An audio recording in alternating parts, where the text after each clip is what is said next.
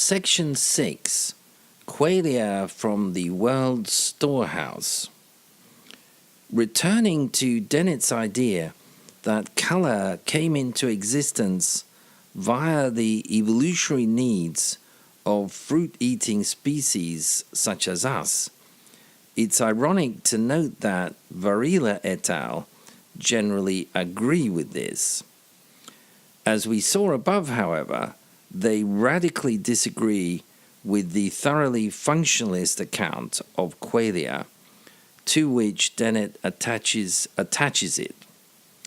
He says, quote, "There are reasons why we shun the odors of certain things and seek out others, why we prefer certain colors to others, why some sounds bother us more or soothe us more.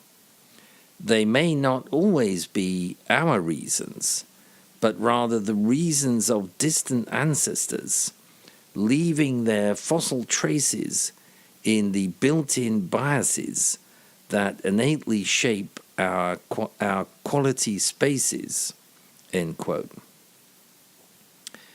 Dennett also anticipates the objection that people demonstrably have apparently non-functional biases in matters of sensory preference.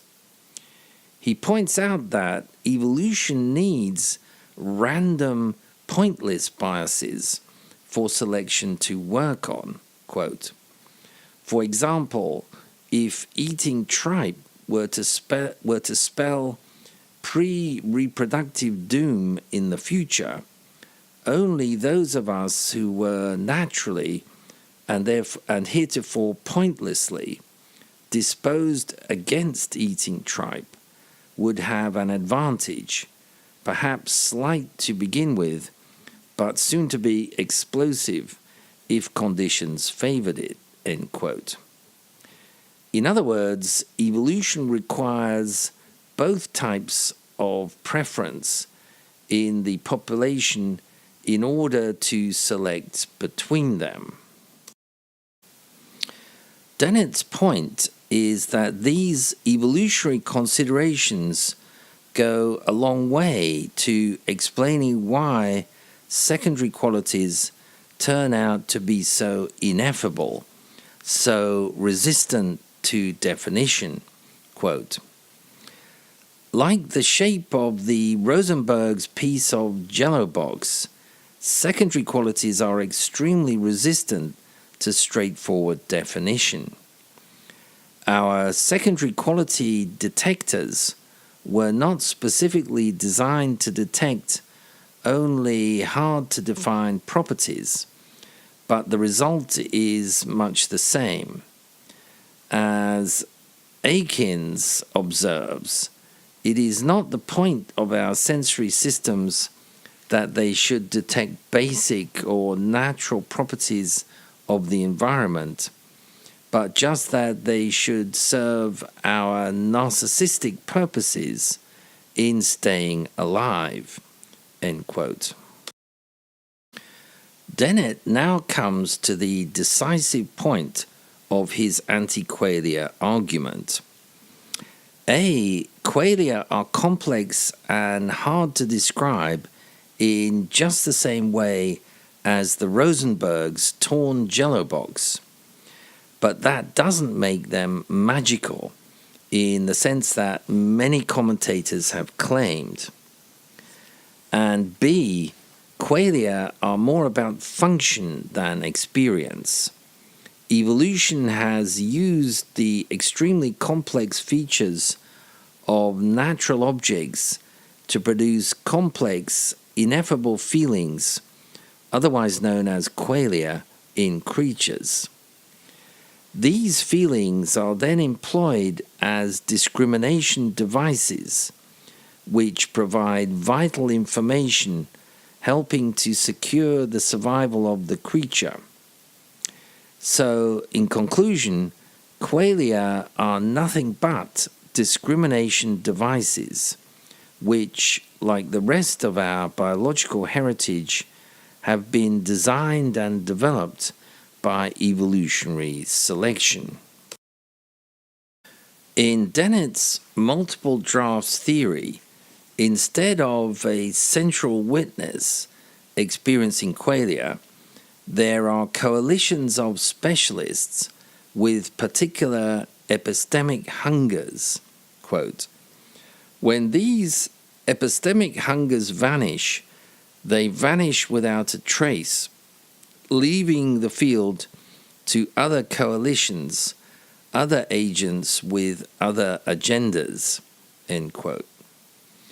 Dennett suggests that this could explain the missing visual qualia of blindsight sufferers. If they complain of the absence of qualia, they might simply be noticing the relative paucity of information they now get from their vision and misdescribing it. Dennett speculates that if somehow the baud rate of their information gathering could be increased, some, if not all, of the gap between blindsight vision and normal vision could be closed. Alternatively, a cheaper way of closing the same gap would be simply to lower the epistemic hunger of blindsight patients or reduce their visual curiosity in some way. Quote, after all, if in Anton's syndrome a person can be utterly blind and not yet realize it, a bit of strategically placed neglect could turn our blindsight subject, who complains of the loss of visual qualia, into an uncomplaining subject who declares his vision to be flawlessly restored. It may seem that we would know better, but would we? Would anything be missing in such a person? There isn't any figment in normal vision, so it can't be that the figment that's missing. What else could it be? End quote. Dennett's point here is that without a central witness to worry about missing input, the subject wouldn't notice flaws in their vision. Dennett wants to claim that much qualic information is stored not in the brain, but in the world. He uses the example of seeing a wallpaper composed of hundreds of high-resolution images of Marilyn Monroe. Quote, the hundreds of Marilyns in the wallpaper seem to be present in your experience, seem to be in your mind, not just on the wall. But since, as we know, your gaze can shift in a fraction of a second to draw information from any part of your visual environment, why should your brain bother importing all those Marilyns in the first place? Why not just let the world store them at no cost until they're needed? Compare the brain to a library. Some research libraries are gigantic storehouses containing within their walls millions of books, all quite readily accessible in the stacks. Other libraries keep fewer books on hand, but have a generous and efficient accession system, buying whatever books the library users demand or borrowing them from other libraries, using a swift interlibrary loan system. If you don't keep the books stored on the premises, the delays in access are greater, but not much greater. We can imagine an electronic interlibrary loan system using fax or computer files that could obtain a book from the outside world faster than the swiftest runner could fetch a book from the stacks. A computer scientist might say of the books in such a system that they were virtually present in the library all along, or that the library's virtual collection was hundreds or thousands of times greater than its actual hard copy collection, end quote. Dennett then asks, quote, how could we, as users of our own brain libraries, know which of the items we retrieve were there all along and which our brains sent out for in swift information gathering forays into the external world? Careful experiments conducted according to the heterophenomenological method can answer this question, but introspection by itself simply can't tell. That doesn't stop us from thinking we can tell, however. In the absence of any evidence one way or the other, our natural tendency is to jump to the conclusion that more is present. I have called this the introspective trap, and Minsky calls it the immanence illusion, quote.